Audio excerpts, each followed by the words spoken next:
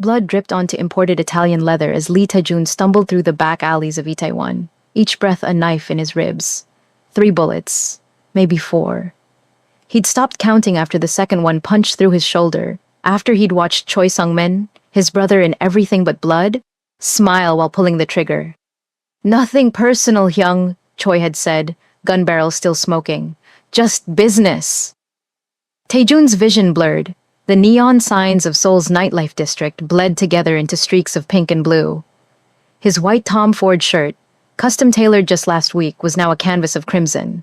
They called him Gang Chul-yong, the Steel Dragon. Untouchable. He'd survived 7 assassination attempts in 15 years of running the Baeko syndicate. Tonight, made 8. Maybe his last. His legs gave out near Muledong, the industrial district where rust and poverty lived in the shadows of his empire. He collapsed against a concrete wall, tasting copper. Above him, bass thundered from Club Midnight, the flagship of his criminal kingdom. Below, in the semi-basement apartments where Seoul's invisible people lived, a door stood slightly open. Yellow light spilled onto cracked pavement. Taejun crawled, not towards the light, towards anything. Survival. The dragon tattoo covering his back seemed to mock him now. What kind of dragon dies in a gutter? He pushed through the door and collapsed onto cold linoleum. The smell hit him. Crayons, cheap laundry soap, instant ramen, human smells, poor smells, living smells, everything his penthouse suite wasn't. This is where I die, he thought, on a stranger's floor, bleeding out like a dog. Ajasi, a small voice said.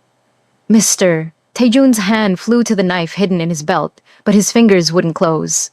He blinked. A child stood 3 feet away. 6 years old, dark skin, hair in 2 puffs tied with purple ribbons. Eyes that should have been filled with terror but weren't. You're bleeding a lot, the girl said in Korean, her accent carrying a slight American lilt. She tilted her head, studying him like he was a puzzle. Mama says when there's lots of bleeding, you need pressure. She disappeared behind a beaded curtain. Taejun tried to move, to run, to do anything, but his body had stopped listening. The girl returned with a plastic bowl of water and a clean rag. Behind her, she dragged something. A toy medical kit, bright pink with cartoon characters. My name is Zara, she said, kneeling beside him without hesitation. What's yours? Leave, Taejun managed through gritted teeth. Dangerous. I'm dangerous. You don't look dangerous right now, Zara said matter-of-factly. She pressed the rag against the worst wound on his side. Her small hands were steady. You look like you need help. Taejun stared at this impossible child. She'd seen his tattoos. The dragon, the tiger, the symbols of the Baeko syndicate that made grown men cross the street. She'd seen the blood, the expensive suit, the Rolex worth more than this entire building, and she'd decided he needed help. We have to be quiet, Zara whispered, finger to her lips. Mama works upstairs, the bad men who own that place. They can't know you're here, she paused. Are you one of the bad men? Taejun almost laughed. Pain stopped him. Yes. Oh, Zara considered this. Well, you're bleeding in my house now, so I guess you're my bad man, she tugged at his arm. Come on, you can't stay on the floor. Mama will be home soon. With strength that seemed impossible for someone so small, Zara helped him stumble to a narrow bed pushed against the wall. Princess sheets, a worn stuffed bear sitting on the pillow. This was her bed. I can't, Taejun started. Shh, Zara commanded. She had authority, this tiny guardian. Bad men are looking for someone tonight. I heard them upstairs, yelling into phones. If they find you here, they'll hurt Mama too. So you have to be quiet, like a mouse. She covered him with a thin blanket that smelled like fabric softener in childhood. Then she picked up her stuffed bear, Mr. Chocolate, she called him, and placed it next to Taejun's face like a pillow. He'll keep you safe, Zara said seriously. He's very brave. Taejun closed his eyes. Somewhere in the distance, sirens wailed. Closer, he heard car doors slamming, shouting, his men. Choi's men now, hunting. If you enjoyed this opening, hit that subscribe button right now and drop a comment below. Trust me, you won't want to miss what happens next. The door burst open 2 hours later. Taejun's hand found his knife this time, but Zara was faster. She placed one small hand over his and shook her head. A woman stood in the doorway. Late 20s. Beautiful despite the exhaustion etched into every line of her face.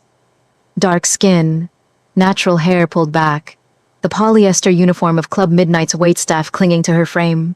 Her eyes widened when she saw him. "Oh God," she whispered. "Oh God, no." "Mama," Zara jumped up. "He's hurt. I helped him like you taught me." The woman, Imani, Taejun would learn, stared at him. Recognition dawned slowly, then hit like a train. He watched it happen, saw the moment she placed his face from the news, from whispered conversations in the club, from warnings passed between service workers about which VIP rooms to avoid. Lee Taejun, the steel dragon, worth 500 million won to whoever turned him in, worth death to whoever helped him. Imani grabbed her daughter's hand. "Zara, baby, we need to go, right now, pack your—" "No." Zara pulled free. She stood between her mother and the bed, small arms spread wide. "He'll die, Mama. Those men upstairs, they're hunting him. He crawled here because he had nowhere else." "Baby, you don't understand who this is." "I know exactly who he is," Zara said quietly. "He told me he's a bad man." "But Mama, you always say people aren't just one thing. You say everyone's got a good and bad and we choose which one to feed." She looked back at Taejun. "He chose to tell me the truth. That's feeding the good, right?" Imani's hands shook. Taejun could see the calculation in her eyes. 500 million won, enough to leave Korea, enough to never work another double shift, enough to give her daughter the life she deserved. "There's a burner phone in my jacket," Taejun said, his voice rough. "Call the number labeled Tiger. Tell him where I am. He'll pay you, more than the reward, and he'll make sure you're safe when you leave." Imani didn't move. She looked at her daughter, then at him, then at the door. Outside, a woman's voice carried through the thin walls, Mrs. Kang from the apartment above, always watching, always listening, the kind of neighbor who knew everyone's business and kept score. "Mama, please," Zara's voice cracked. "I've never asked you for anything big. Just this. Please." The silence stretched. Somewhere above, bass thundered through the floor. The empire Taejun built, the kingdom of vice and violence, shaking the cheap ceiling tiles of this forgotten basement. Imani walked to the door. Taejun's heart sank. Smart woman. Survivor's instinct. He didn't blame her. She bolted the steel door, pulled the blackout curtains, turned back to face him with eyes full of something Taejun hadn't seen in years. Not pity, not fear, determination. "One night," Imani said. "You get one night, then you're gone and we never saw you. Understood?" Taejun nodded. "Zara, get my first aid kit from under the sink. The real one, not your toy." As Zara scurried away, Imani approached the bed. "I did 2 years of nursing school before," she trailed off. "Before I had to leave the States. I know enough to keep you from dying tonight. But that's all this is. Keeping you from dying, not making us friends." "Understood," Taejun repeated. Her hands were clinical, moving with practiced efficiency. She cut away his shirt, catalogued his wounds with professional detachment. 3 bullets still in you. I can't remove them, but I can clean the wounds, stitch what needs stitching, and pray you don't get septic before morning." "Why?" The question escaped before Taejun could stop it. Imani's hands paused. "You want honesty?" "Please, I'm not doing this for you." She met his eyes. "I'm doing it because my daughter saw something in you worth saving, and I trust her judgment more than I trust my own." Her voice dropped. "I spent 3 years with a man who looked good on paper. Successful. Charming. All the right words. He put me in the hospital twice before I finally ran. You know what Zara said when she was 4 when I was crying over bills I couldn't pay?" Taejun shook his head. She said, "Mama, you chose hard over hurt. That makes you brave." Imani's hands resumed their work. "So tonight we're choosing hard. Because my baby asked me to. And because maybe, just maybe, someone who could have died quiet chose to be honest with a child instead." Zara returned with supplies. Mother and daughter worked in sync, a dance they'd clearly performed before. Imani cleaned and stitched while Zara held the flashlight, passed gauze, whispered encouragement. "You're doing great, Mr. Badman," Zara said. "Mama's the best almost nurse in Seoul." Despite everything, Taejun smiled. "Just Taejun. You can call me Taejun." "Okay, Mr. Taejun." Zara nodded seriously. "When you're better, will you tell me about your tattoos? They're really pretty." "Zara," Imani warned. "What?" "They are. The dragon looks like it's flying. I bet there's stories." "There are," Taejun admitted. "Dark stories." "That's okay," Zara said. "Mama reads me fairy tales. Those have dark parts too, but they always end with someone learning something important." Outside, tires squealed, voices shouted in Korean. Taejun tensed, reaching for his knife again, but Imani pushed his hand down. "Don't," she whispered. "If they come to that door, you stay quiet. Zara and I will handle it." "You can't." "We've been invisible in this city for 7 years," Imani said coldly. "We know how to disappear." "You don't." Footsteps thundered overhead. The bass from Club Midnight cut out suddenly. In its place, organized chaos. Orders being shouted, the sound of a kingdom changing hands. Taejun closed his eyes. His empire was falling and he couldn't do anything but lie in a child's bed, stitched together by a woman who had every reason to hate men like him. "Sleep," Imani said softly. "I'll keep watch." "Why would you—" "Because Zara's right. You told her the truth. That counts for something." She pulled the blanket up to his shoulders. "Not much, but something." Taejun slept. For the first time in 15 years, he slept without a gun under his pillow, without guards outside his door, without the weight of the world on his shoulders. He slept, and he dreamed of dragons that protected instead of destroyed. Morning came with the smell of instant ramyeon. Taejun woke to find Zara sitting cross-legged at the foot of the bed, her toy stethoscope pressed to his chest. "Your heartbeat sounds strong," she announced. "I think you'll live." "Medical opinion noted," Taejun said, his voice rough. Imani appeared with a steaming bowl. "Only one packet. Zara hasn't eaten since lunch yesterday." "I'm not hungry," Zara lied quickly. "Zara! I already ate at the convenience store," she insisted. "Mr. Kim gave me the expired kimbap for free." Imani's face tightened, but she said nothing. She handed the bowl to Zara. "Eat. Now." "But now." Zara took the bowl reluctantly. Taejun watched this exchange, understanding dawning. The expired food, the single packet of ramyeon, the toy medical kit that was probably the only toy in this entire apartment. They had nothing, and they were sharing it with him. "When I was 8, Taejun said quietly, "I lived in an orphanage in Daegu. Winter was brutal that year. We had one space heater for 40 kids. The older boys would fight over who got to sleep near it." Zara paused, noodles halfway to her mouth. "What did you do?" "I learned to sleep cold." Taejun met Imani's eyes. "But I also learned that the kids who shared their blankets, who made room even when there wasn't any, those were the ones who survived. Not the fighters, the sharers." Imani's expression softened fractionally. "My grandmother lived in Jindo," Taejun continued, "small island south of here. She'd visit twice a year, always brought me to the ocean. She'd say, 'Taejuna, you see how the water is? It doesn't judge, doesn't care if you're rich or poor, good or bad. It just washes everything clean.'" "Is the ocean really like that?" Zara asked, eyes wide.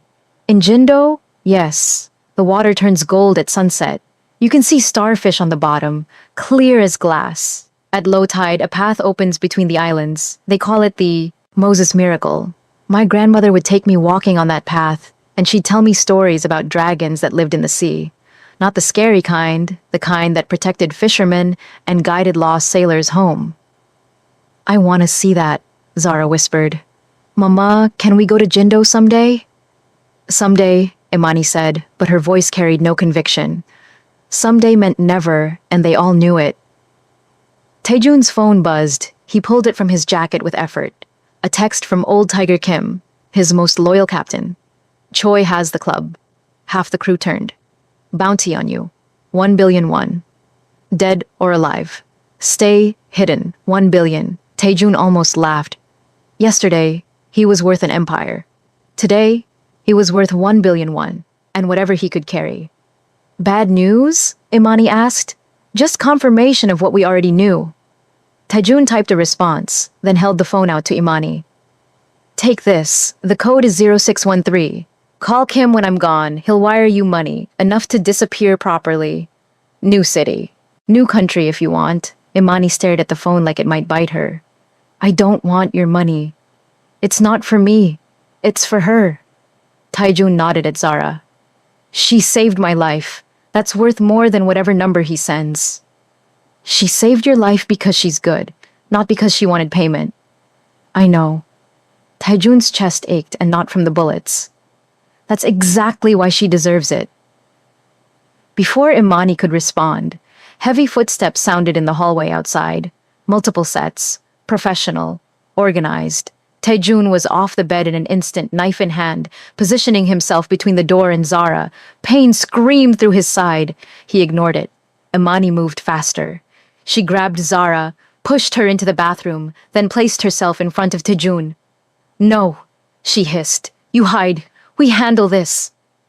They're here for me, and if they find you, they find us. But if they find us, they might not find you. Now shut up and get under the bed. Taejun hesitated. Everything in him screamed to fight, to face this standing up like the dragon he claimed to be. Then he looked at Zara, peeking around the bathroom door with those impossibly brave eyes, and he crawled under the bed like a coward, like a man who had something to lose. The pounding started. Open up! Beko Syndicate, we're looking for someone. Imani smoothed her nightgown, mussed her hair, and opened the door a crack. The chain lock held. Yes? Her voice was sleep rough, annoyed, perfect. 3 men stood outside. Taejun recognized the one in front. Scarface Park, Choi's personal enforcer. A man who'd killed 17 people that Taejun knew about. Looking for a man, Scarface said. Tall, tattoos, bleeding. You see anyone like that? Mister, I work at the club upstairs. I just got home 3 hours ago. I've seen nothing but my pillow. This is a basement apartment. Good place to hide. It's also a single mother's home. You want to wake my daughter? Come in. Search. But when she starts crying and can't sleep for a week, you explain to your boss why one of his waitresses is too tired to work. Scarface's eyes narrowed. What's your name?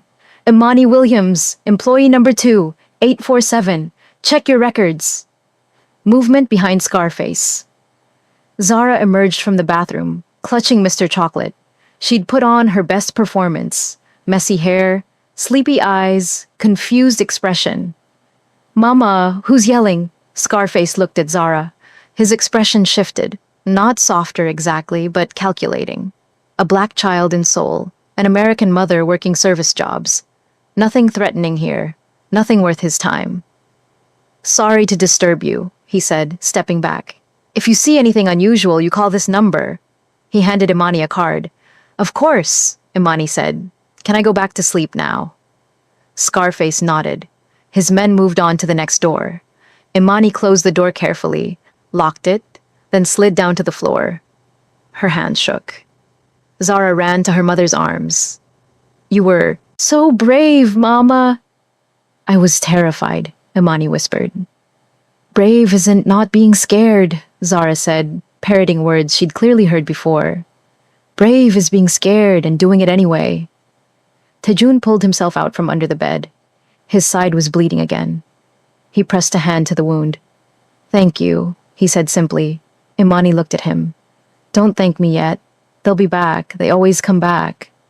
She was right. Over the next 3 days, they came back. The second time, it was dawn. Different enforcers. Same questions. Imani answered the door in her work uniform, leaving for an early shift. Professional. Rushed. No time for their nonsense. Zara stayed hidden in the bathroom, but Taejun heard her small voice humming a song to keep herself calm. The third time, it was afternoon. Zara answered the door alone while Imani slept after a double shift. Taijun held his breath under the bed, knife ready, as he listened to his 6-year-old protector face down armed men. My mama's sleeping, Zara said firmly in Korean. She works very hard. If you wake her up, she'll be angry. And then I'll be sad. And then I'll tell Mr. Choi upstairs that his men made me cry. The enforcer actually apologized. The fourth time, Mrs. Kang from upstairs joined them, peering into the apartment with hungry eyes. I heard noises, she said. Late at night, sounded like a man. Probably the TV, Imani said smoothly. I fall asleep watching American shows. Sorry if it was loud. Mrs. Kang's expression said she didn't believe it. But she had no proof. Not yet. Each visit wound Taejun tighter. Each time they left, he expected the next knock to be the final one. The one where they brought enough men, enough weapons, enough certainty to tear the apartment apart. On the 5th day, Zara asked Taejun about his tattoos. They sat on the floor while Imani was at work, sharing a package of cheap cookies Zara had been saving. The afternoon light came through the window well in, dusty beams. This one, she said, tracing the dragon on his exposed shoulder with careful fingers. Why is it so big? Dragons protect their treasure, Taejun said. I got this when I took over my territory. Thought it made me look powerful. Does it? It makes me look dangerous. Not the same thing. What's the difference? Taejun considered. Power is what you build. Danger is what you destroy. I thought I was building an empire. Turns out I was just destroying anyone who got in my way. But you could change, Zara said, if you wanted to. I'm 38 years old. I've killed people, hurt families, built my throne on bones and broken promises. You don't come back from that. Why not? Because... Taejun stopped. Why not? He'd never actually asked himself that question. He'd simply accepted it as truth. Once you cross certain lines, you can't uncross them. My friend Mina at school, Zara said. She used to be really mean, pushed kids, took their lunches. Then her dad left, and she got even meaner. Teacher said it was because she was hurting inside. What happened? One day, she pushed me. I fell and scraped my knee. She looked like she felt bad, but she didn't say sorry. Zara pulled up her pant leg, showing a faint scar. Next day, I gave her half my lunch anyway. She cried. Now she's my best friend. That's different. Why? Because you're grown up? Because you hurt people bigger than lunchboxes? Zara tilted her head. Mama says hurt people, but she also says heal people. You just have to decide which one you want to be. From 6 years old, wisdom from a child who should have been playing with dolls, not nursing crime lords in her bedroom. You should be a doctor, Taejun said, like you want, a real one. I will be, Zara said with absolute certainty. I'm going to help people, all kinds of people, even bad ones, especially bad ones, because they need it most. Your mother must be very proud. She's scared, but she's proud too. That's okay. You can be both. Imani appeared in the doorway with groceries. More than before. Real vegetables, fresh meat, Taejun's money, anonymously delivered by old Tiger Kim, was already making a difference. Zara, bathroom, brush your teeth, bedtime in 10 minutes. But Mama, now, Zara obeyed. When she was gone, Imani sat on the edge of the bed. She likes you, Imani said. That terrifies me. I understand. Do you? Because I don't think you do. Imani's voice was tight. Zara sees the best in everyone. It's beautiful and it's going to get her hurt someday. Maybe by you, maybe by someone like you, and I won't be able to protect her from it because I taught her to be kind. You taught her to be human, Taejun said. In a world that punishes humanity, that's not weakness, that's rebellion. Imani laughed bitterly. Rebellion. Sure, that's what we'll call it when she gets her heart broken by the next monster who stumbles into our lives. I'm leaving soon, Taejun said. Kim has a safe house in Busan. I'll disappear. You'll never see me again. Good, but I want to do something first. For Zara. We don't need your guilt money. Not money, a promise. Taejun met her eyes. When I'm settled, when it's safe, I want to take you both to Jindo. Show her the golden ocean, the Moses path. Let her see that the world is bigger than this basement. Why? Because she gave me something I didn't deserve. Hope. And I want to give her something she does deserve. Wonder. Imani stood. Make that promise when you're not bleeding in my daughter's bed. Make it when you're not running for your life. Make it when you're whoever you're going to be next, and we'll see if that person is worth trusting. She left Taijun alone with his thoughts, and the distant sound of Zara brushing her teeth, humming some American song he didn't recognize. 2 more days passed. Taijun's wounds began to heal, properly. He could move without gasping, could think without the fog of pain. He helped where he could. Washed dishes while Imani slept. Helped Zara with her Korean homework, though his handwriting was terrible. Tried to make himself useful in this tiny domestic world. One evening, Imani came home with red eyes. Her manager had groped her again. Tips had been stolen by another waitress. A customer had called her a racial slur. She said nothing, just went to the bathroom and cried with the water running so Zara wouldn't hear. Taijun's hands curled into fists. Old instincts rose like bile. He knew how to handle men like that. One phone call, one word, problem solved. Except he couldn't make that call anymore. That world was closed to him. Instead, he made tea. Cheap green tea from a convenience store, but he made it the way his grandmother taught him. Let it steep properly, poured it at the right temperature. When Imani emerged, eyes dry but voice hoarse, he handed her the cup. I can't fix it, he said quietly. I can't make those men disappear. I can't give you a better job or a safer life. But I can make tea. And I can tell you that Zara is lucky to have you, that your strength isn't just surviving, it's surviving with grace. Imani's hand shook as she took the cup. Don't, she whispered. Don't what? Don't be kind. Don't be human. It's easier when you're just the monster who stumbled into our apartment. When you're kind, I start to hope. And hope is dangerous. Why? Because hope makes you stay when you should run. Hope makes you trust when you should be suspicious. Hope is how I ended up with a man whose fists answered questions his mouth wouldn't. She sipped the tea, eyes closed. Hope is how I end up watching my daughter cry when you inevitably leave or get killed or become the monster again. What if I don't? Everyone does. Eventually. Not everyone. Not Zara.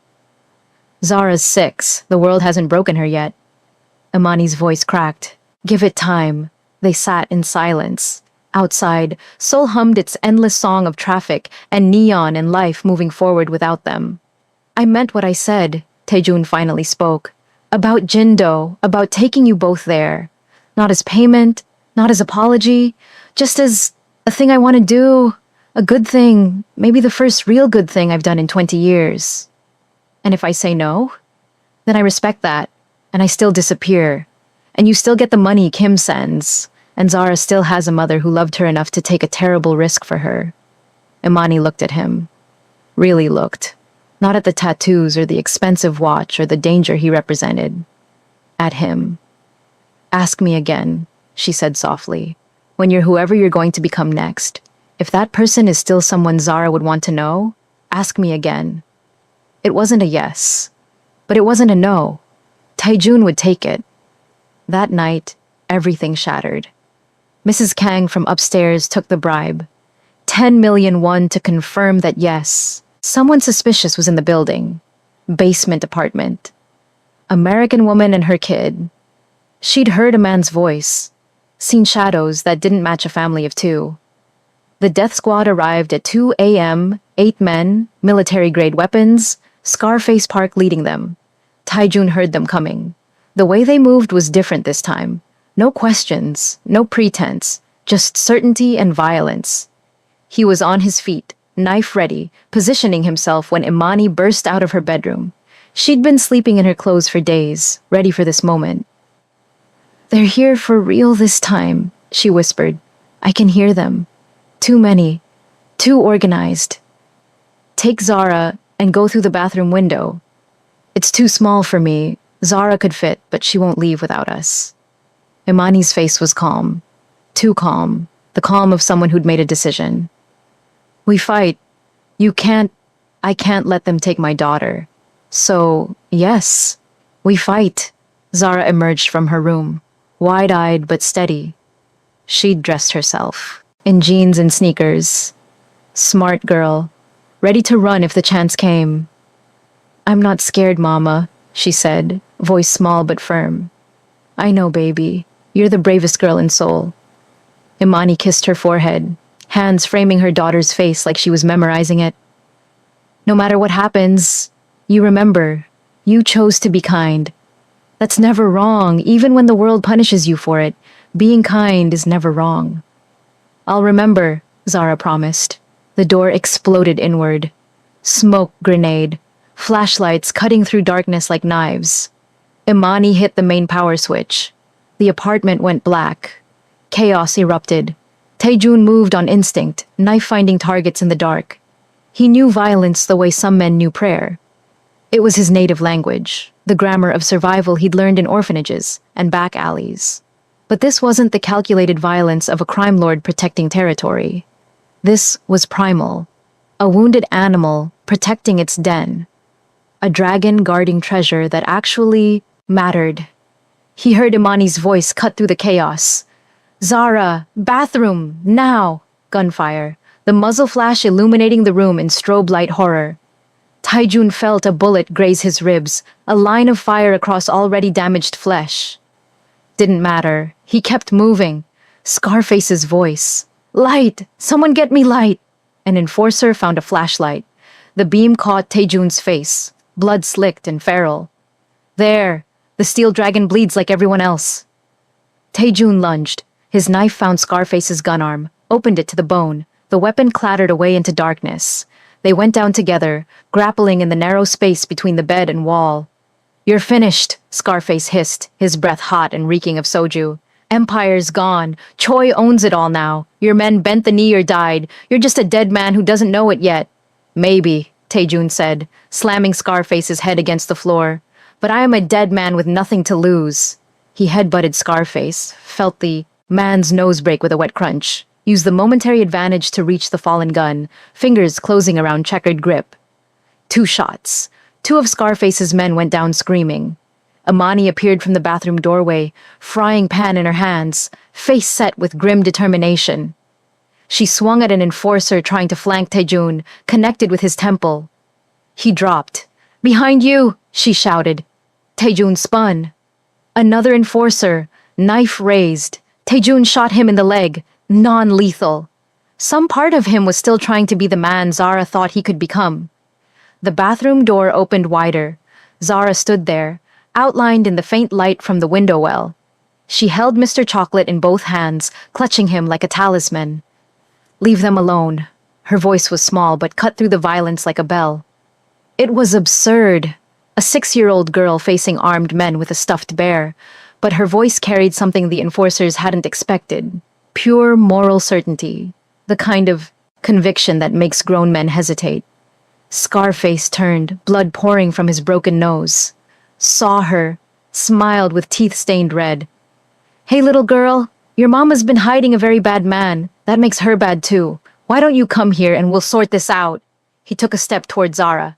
Time slowed. Taejun saw Imani lunge from the side, frying pan raised, saw Scarface's hand moving toward the backup piece at his ankle, saw Zara do something completely unexpected.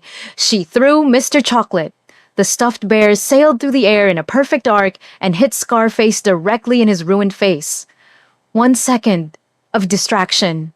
1 moment of absurdity in the middle of violence. It was enough. Taejun moved. The gun came up. Training and instinct converging. 1 shot, center mass. Scarface Park dropped like a puppet with cut strings. The remaining enforcers froze. Their leader was down. The supposedly dying steel dragon was very much alive and very much lethal. And somewhere, in the distance, sirens wailed. Neighbors had called the police. Run, one of them said, already backing toward the door. Police are coming. This wasn't the deal. Choi didn't pay us enough for this. They ran, boots thundering up the stairs, out into Seoul's indifferent night. Taejun collapsed against the wall, breathing hard. Blood soaked through his bandages. New wounds on top of old. His vision swam. Imani grabbed Zara, hands running over her daughter's body, checking for injuries with the methodical panic of a mother who'd nearly lost everything. Are you hurt? Baby, are you hurt? Talk to me. I'm okay, Mama, I'm okay.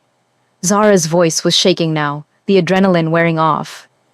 Is Mr. Taejun okay? Taejun laughed. It hurt. Everything hurt. I'm okay, Zara. You killed that man. Yes. Because he was going to hurt us. Yes. Zara nodded slowly, processing. Thank you. Those two words, from a child who just watched him take a life. Thank you. Taejun felt something crack inside his chest. Not break badly. Break open, like ice on a river in spring, allowing something frozen to finally flow. We have to go, Imani said, voice tight and urgent. Police will be here in minutes. Choi will send more men. We can't. She looked around their tiny apartment, at the life they'd built from scraps. We can't stay. Taejun pulled out his phone with shaking hands, dialed. Kim, I need extraction. 3 people. Yes, 3. He paused, meeting Imani's wide eyes. The address? No, don't argue with me. 3 people or nothing. We're a package deal. He hung up, looked at Imani. I can't run, she said, but her voice held no conviction. I have a job. Zara has school. We have a life here. You had a life here, Taejun interrupted gently. Past tense. The moment you helped me, that life ended. I'm sorry, but it's true. Choi will find out about tonight. About you. About Zara. And when he does... He didn't finish. Didn't need to. Imani closed her eyes. She knew. She'd always known from that first moment she chose to bolt the door instead of running. Where? She asked quietly. Jindo. The island I told Zara about. I have property there. A house my grandmother left me. No one knows about it except Kim. It's not in any database, any record, just a small place on a cliff overlooking the ocean. And we're supposed to just trust you? Uproot our entire lives on the word of a crime lord? No, Taejun said honestly. You're supposed to trust that staying here means death. For all of us. Choi can't let tonight stand. He can't let me live. And he definitely can't let witnesses live. He gestured at Zara. Especially witnesses who made his enforcers look like fools. Zara tugged her mother's hand. Mama, the golden ocean. Please, please. Imani looked at her daughter. 7 years of running. 7 years of hiding. 7 years of being invisible, hoping that would keep them safe. And it had. Right up until it hadn't. Right up until her daughter's enormous heart had opened their door to a dying dragon. Okay, she whispered. Okay. But Taejun? She met his eyes. If you're lying, if this is some trick, some way to use us or hurt us, then I deserve whatever you do to me, he finished. I know. 5 minutes, Imani said. Pack only what we can carry. Zara, your backpack, essentials only. They moved like soldiers. Practiced efficiency born from years of being ready to run. Clothes, documents, photos, the stuffed bear retrieved from where it had fallen near Scarface's body. Kim arrived 18 minutes later with a laundry truck. No questions. No judgment. Just action. Boss? The staging? He asked quietly while Imani and Zara climbed into the back. Make it convincing. Burn the body beyond recognition. Plant my signet ring. Leak it to the press. Make sure Choi believes I'm dead. And the Empire? Let it go. Taejun said the words and felt lighter. Divide my assets. 60%. To the families of men who stayed loyal. 40% to children's hospitals in Muleidong. Kim's eyebrows rose. You're serious. For the first time in 20 years. Taejun looked at the laundry truck, where a 6-year-old girl and her mother were hiding among industrial washing machine boxes. I've got something better now. What's that, boss? A chance to be someone worth saving. They smuggled out in darkness, breathing through air holes punched in cardboard, listening to Kim argue with the police about permits and delivery schedules. In the close, dark space, Taejun felt a small hand find his. Zara. She squeezed. He squeezed back. Is this an adventure? She whispered. The biggest one, he whispered back. Good. I always wanted a real adventure. not just the kind in books. Are you scared? A little bit, but Mama says being scared means you're doing something important, and this feels important. Out of the mouths of children, the truck drove for hours, stop and start through Seoul traffic, the smell of industrial detergent, the sound of Imani's quiet breathing, controlled, measured, the warmth of Zara's hand in his. When they finally emerged, it was dawn, a small private dock on the outskirts of the city. A boat waited, engine idling. Kim looked at Imani and Zara in the early light. Ma'am, I don't know what my boss promised you. Safety, Imani said quietly. That's all. Just safety. Then you'll have it. I'll make sure Seoul believes Lee Tae-jun died in that basement. The steel dragon is dead. Whatever happens next. He looked at Tae-jun. That's up to you, boss. Not boss anymore, Tae-jun said. Just Tae-jun. Well, just Tae-jun, Kim smiled slightly. Don't waste this. Whatever this is, don't waste it. I won't. The boat ride took 3 hours. Zara spent the entire time at the rail, watching water. She'd never seen the ocean before. Not like this. Not endless and blue and alive. It's so big, she kept saying, voice filled with wonder. Mama, look how big it is! You can't see the end! Imani held her daughter, tears streaming down her face.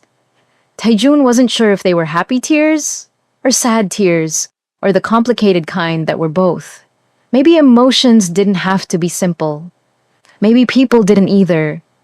The captain, one of Kim's most trusted men, pointed ahead.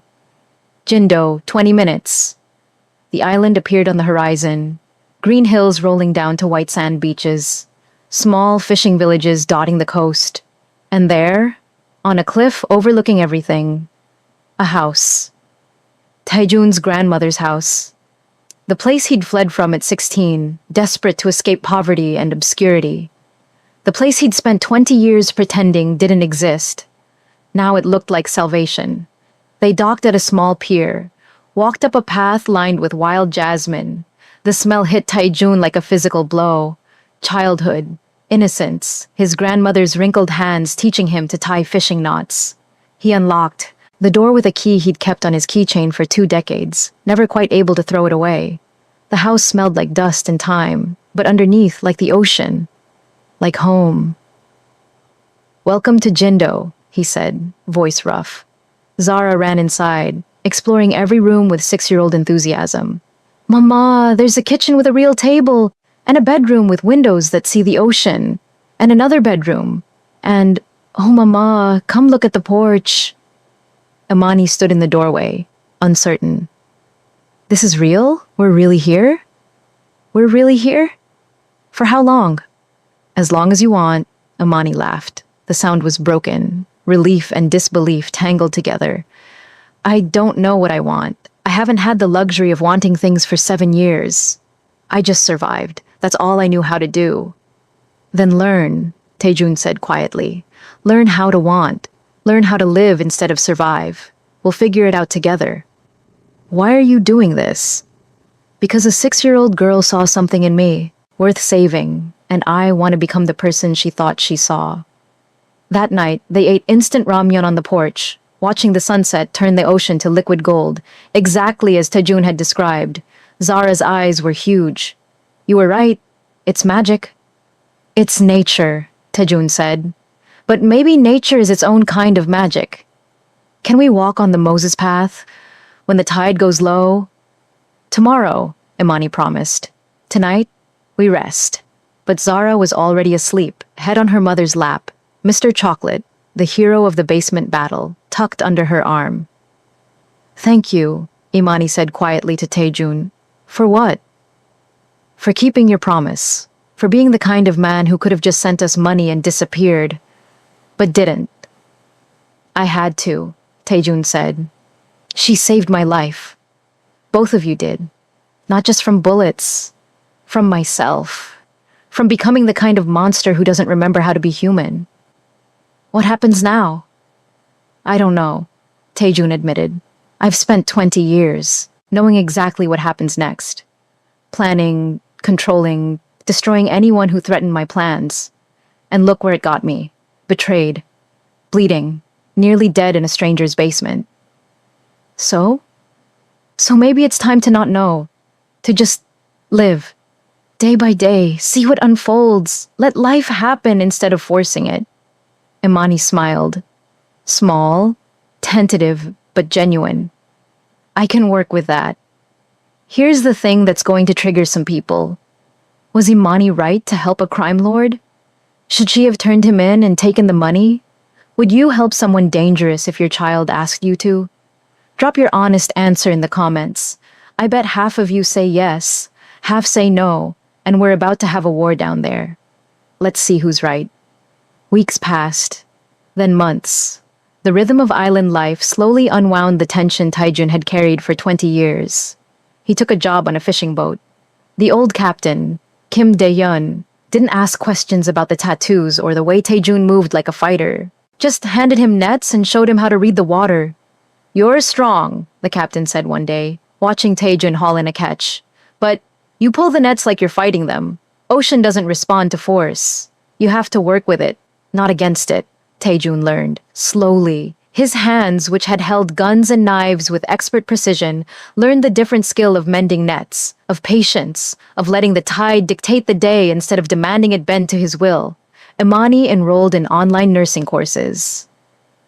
Finally finished what she'd started all those years ago in Chicago, before a man's fists had rewritten her story. Some nights, Taejun would find her at the kitchen table at 2 a.m., studying anatomy, taking practice tests, pushing herself. "You don't have to do this," he said once. "The money Kim sends is enough. You don't have to work." "I know," she said, not looking up from her textbook. "But I'm not doing it because I have to. I'm doing it because I want to. Because for 7 years, I was just Zara's mom, the American waitress, the woman trying to stay invisible. I want to be more than what I had to be to survive. You were always more. Maybe, but now I get to prove it." Zara thrived. Started at the local elementary school. Made friends with the ease that only children possess. Taught her classmates English phrases. Learned to make kimchi from the grandmother next door, Mrs. Song, who never asked about the strange new family on the cliff. Island people understood running from something. They just didn't talk about it. One Saturday, 2 months after their arrival, Zara came home with a school project. "We have to write about our families," she announced, "and draw a picture." Imani tensed. "What did you write?" Zara held up her paper. Careful Korean characters mixed with English words she didn't know how to translate. "My family is Mama, Mr. Taejun, and me. We live by the ocean. Mama is studying to be a nurse." Mr. Taejun catches fish. "I want to be a doctor. We came from Seoul, but we like Jindo better because here we can breathe." The drawing showed 3 stick figures on a beach, holding hands, sun overhead, ocean behind. At the bottom, in careful bilingual text, "Uri Gajog, our family." Taejun's vision blurred. He blinked rapidly, turning away. "It's beautiful, baby," Imani said, voice thick. "Your teacher will love it." "Can I hang it up? In the kitchen?" "Of course." Zara tacked it to the refrigerator with a magnet shaped like a starfish. Then she ran outside to play, already calling for her friend Minho, who lived down the path. When she was gone, Imani and Taejun stood in the kitchen, staring at the drawing. "She called you family," Imani said softly. "I know. That terrifies me. I know that too. Because if you leave, if you go back to being who you were, if you get killed or arrested, or just decide island life is too boring," her voice cracked, "it'll break her heart. And I don't know how to protect her from that." "You can't protect her from everything," Taejun said. "No matter how hard you try, the world will hurt her sometimes. That's part of being human. Doesn't mean I have to invite the hurt in. No, but you also can't keep her in a bubble." He looked at the drawing. 3 stick figures, a family that shouldn't exist, but did. Sometimes the biggest risk is also the biggest gift. Is that what this is? A gift? "I don't know what this is," Taejun admitted. "I just know it's the first thing in 20 years that feels real, that feels like it matters for reasons that have nothing to do with power or money or fear? Imani was quiet for a long moment. Outside, they could hear Zara's laughter mixing with the sound of ocean waves. Don't waste it, she said finally. Whatever this is, whatever we're becoming, don't waste it. I won't. Promise. I promise. 3 months became 6. The islanders slowly accepted them. The American woman who worked at the clinic, the tattooed man who hauled nets, the bright child who helped elderly Mrs. Song with her garden and asked a million questions about everything. They became part of Jindo's fabric, not invisible anymore, but woven in. Taijun's body healed. The bullet wounds became scars. The knife cuts faded to white lines. The constant pain he'd carried for years, in his shoulder, his ribs, his soul, gradually unwound. He taught Zara to fish. They were terrible at it, both of them, but they laughed more than they caught anything. Mr. Taejun, why do fish swim away when they see the hook? Because they're smart. They know danger when they see it. But the bait looks so good. Exactly. The most dangerous things often do. Zara considered this. Is that why you were dangerous? Because you looked good on the outside, but had sharp hooks on the inside? The wisdom of children, cutting straight to truth. Yes, Taejun said. That's exactly why. But you're not like that anymore. How do you know? Because dangerous people don't laugh when they drop fish. And you just dropped 3. It was true. The fish flopped on the dock while Taejun tried to grab them. Slipped. Nearly fell in the water himself. Zara giggled so hard she got hiccups. Not dangerous. Just human. One evening, 6 months after their arrival, Taejun found Imani on the porch after Zara had gone to bed. Can't sleep? He asked. Thinking, she said. About? About how strange this is. How 6 months ago I was invisible in Seoul, terrified every day, barely surviving. And now I'm here. I have a job I'm good at, a daughter who's thriving. And you. What about me? Imani looked at him. I still don't know what to do with you. You're not what I expected. You haven't gotten bored. You haven't left. You haven't turned back into the steel dragon. You're just here, mending nets, making terrible jokes, teaching my daughter about tides. Is that a bad thing? It's a confusing thing because part of me keeps waiting for the other shoe to drop, for you to wake up one day and remember who you really are. What if this is who I really am? Taejun asked. What if the steel dragon was the costume and this... He gestured at himself. At the simple clothes, the calloused hands, the peaceful evening. Is what was underneath all along. Then you wasted 20 years. Yes, I did. They sat in silence. The ocean whispered its eternal secrets. Do you miss it? Imani asked. The power? Every day, Taejun said honestly. The power, the control, the certainty, the way people moved when I entered a room, the way a single phone call could make things happen. But I don't miss the fear, the constant looking over my shoulder, the knowledge that everyone around me wanted either my approval or my death. Never just me, whatever that is. Do you know who you is yet? Getting there. It's a process. Imani laughed softly. Did you get philosophical? When a 6-year-old explained morality to me using lunchbox politics. She's special. She is. And terrifying, because she sees the world as it could be, not as it is. And she makes you want to build that world for her. Is that what you're doing? Building a better world? I'm building a world. Whether it's better... Taejun shrugged. Ask me in 10 years. Deal. More months passed. Taejun's fishing improved. Imani passed her nursing boards on the first try. Started working full-time at the clinic. Zara won a school award for a story she wrote about a dragon who learned to be kind. They became what they'd been pretending to be. A family. Not a normal family. Never normal. But real. 1 year after arriving in Jindo on the anniversary of that night in the basement, they walked the Moses Path together at low tide. The sea had parted, revealing a sandbar between islands, just as Taejun had described. Starfish dotted the exposed ocean floor. Shells glinted in afternoon sun. Zara ran ahead, collecting treasures, examining everything with her toy stethoscope that she still carried everywhere. Do starfish have hearts? She called back. Yes, Taejun answered. 5 of them, actually. Really? No, but they do have 5 parts, all working together, kind of like a family. Zara thought about this. Are we like a starfish? Mama, you, and me? 3 parts working together? Maybe, though starfish have 5 parts. That's okay. We can collect more parts. Mrs. Song could be one, and Minho and Captain Kim will make a big starfish family. Imani and Taejun exchanged glances, smiled. A starfish family, Imani said. I like that. They walked the full path, there and back. Zara collected shells. Imani took photos. Taejun just breathed. Ocean air, freedom, peace. When they returned home, Zara asked if she could give Taejun something. Close your eyes, she instructed. He obeyed.